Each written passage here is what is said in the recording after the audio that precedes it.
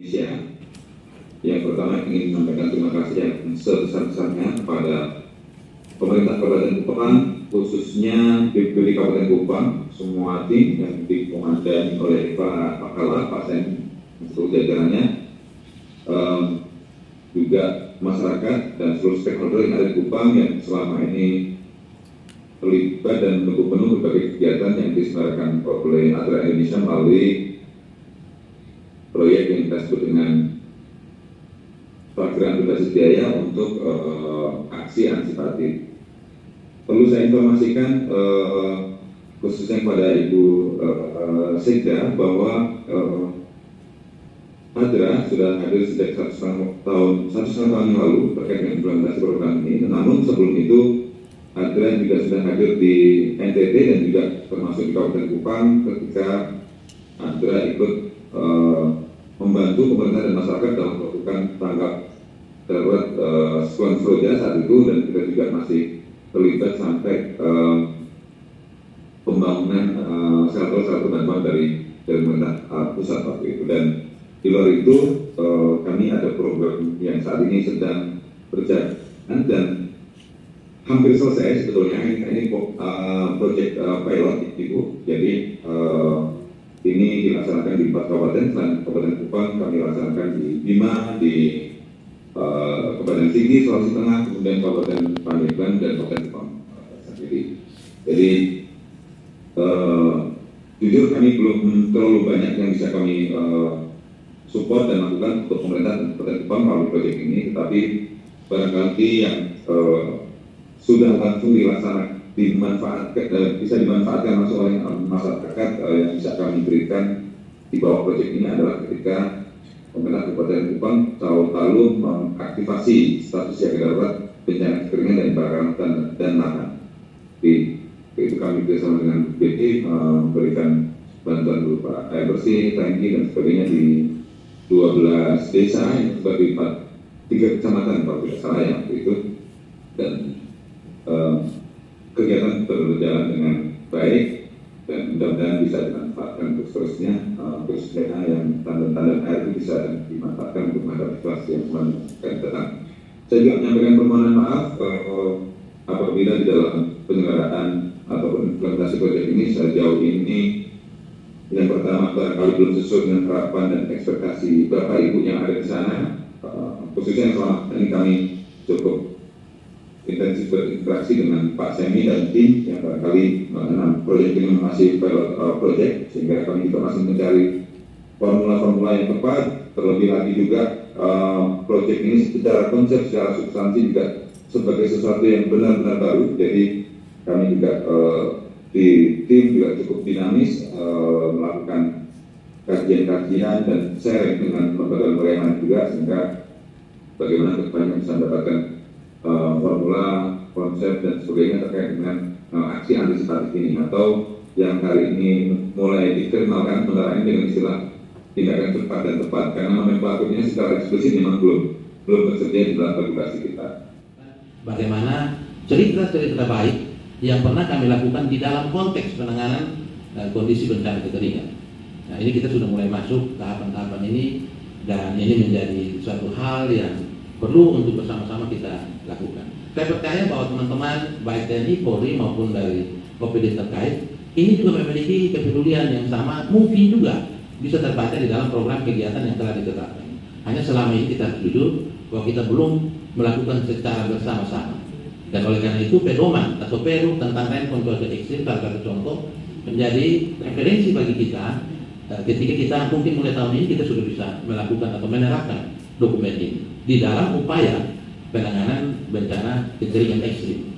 Nah, ini informasi dari BMKG, bahkan dari Presiden bilang tahun ini kekeringan neraka tidak salah, karena dia cukup panjang dan cukup ekstrim, sudah mulai terasa. Ketika kita lewat kali sungai Tarus, air sudah 1-2 minggu ke depan sudah mulai kering, dan ini konsekuensi bagi pemenuhan kebutuhan pokok dari masyarakat.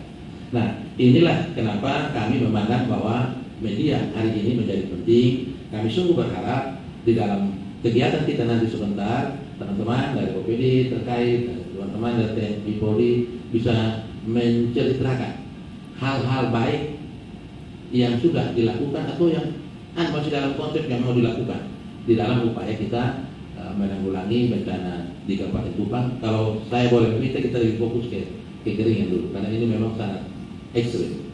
Ini bukan hanya masalah bicara kekeringan, bukan hanya masalah air minum yang kurang, tetapi di dalamnya juga ada akibat bagi ternak, pertanian, bahkan juga akan melebar ke kebakaran hutan dan lahan. Dan ini menjadi dipatenkan ya, khususnya bagi kami Kabupaten Kupang, supaya ke depan masyarakat bisa secara baik dan cepat bisa menghadapi bahaya-bahaya kekeringan. Demikian yang bisa kami sampaikan dalam kesempatan ini. Mohon maaf juga Pak Amin, mungkin sepanjang kebersamaan kita ada hal-hal juga yang sadar ataupun tidak sadar sudah kita lakukan yang tidak berkenan. Dan kami mohon maaf, tapi kami berharap semua itu tidak menjadi penghalang bagi kita untuk terus membangun relasi, berkolaborasi di dalam upaya mewujudkan misi dari AGRA dan juga misi dari yang baik ini. Saya juga menyampaikan terima kasih kepada AGRA Internasional yang telah menginisiasi terlaksananya kegiatan ini. Bagi kami, kegiatan ini merupakan wujud kemitraan yang baik dalam rangka penanggulangan bencana yang kolaboratif antara pemerintah dan seluruh pemangku kepentingan yang ada di daerah ini. Saudara-saudara peserta kegiatan yang saya banggakan, memang tadi saya sempat ngomong dengan Pak FB bahwa ini perasaan ini ada beberapa kali saya yang bukan ini urut-urutannya seperti apa. Jadi memang yang kemarin itu adalah diskusi tentang penentuan rencana kontingensi, khususnya mungkin karena kekeringan yang kita ini. Kemudian pada saat ini adalah konsultasi publik dan lokakarya. Nah, kemarin rencana kontingensi itu hasilnya berupa perbu, ya. Jadi rencana kontingensi yang sudah dibuat itu di dalamnya telah memuat peran dan fungsi masing-masing pihak serta sumber daya yang dimiliki dan skenario yang akan dilakukan dalam menanggulangi bencana. Hal ini bertujuan untuk meminimalisir dampak dan risiko dari bencana yang tidak bisa kita hindari. Saat ini pemerintah Kabupaten Kupang dengan dukungan dari Siap Siaga Provinsi NTT telah menyediakan rencana kontingensi tersebut, dan untuk kemudian kita sempurnakan bersama dengan aksi-aksi antisipatif. Tujuannya adalah agar paradigma penanggulangan bencana yang saat ini dominan dilakukan dengan pendekatan responsif dapat berubah menjadi pendekatan antisipatif. Untuk itu saya berharap kegiatan lokakarya hari ini tidak saja menjadi sebuah ajang diskusi tanpa ada implementasi dalam menghadapi potensi bencana yang ada di Kabupaten Kupang, tapi menghasilkan aksi-aksi antisipatif yang relevan sesuai dengan potensi dan karakteristik wilayah di Kabupaten Kupang. Bahkan jika perlu, aksi antisipatif yang dihasilkan dalam lokakarya ini agar dapat segera diimplementasikan dalam menanggulangi potensi bencana kekeringan yang dipastikan akan dihadapi oleh masyarakat Kabupaten Kupang dalam beberapa waktu ke depan. Tantangan tersebut sengaja saya sampaikan dalam sambutan ini karena saya meyakini bahwa AGRA Internasional tentunya bukanlah sebuah NGO yang asing dengan wilayah Kabupaten Kupang. Kemitraan dan kolaborasi yang telah dibangun oleh AGRA Internasional dengan pemerintah Kabupaten Kupang dalam melakukan aksi antisipatif di tahun 2023 telah memberikan kontribusi yang cukup baik dalam mengurangi risiko bencana kekeringan bagi masyarakat Kabupaten Kupang.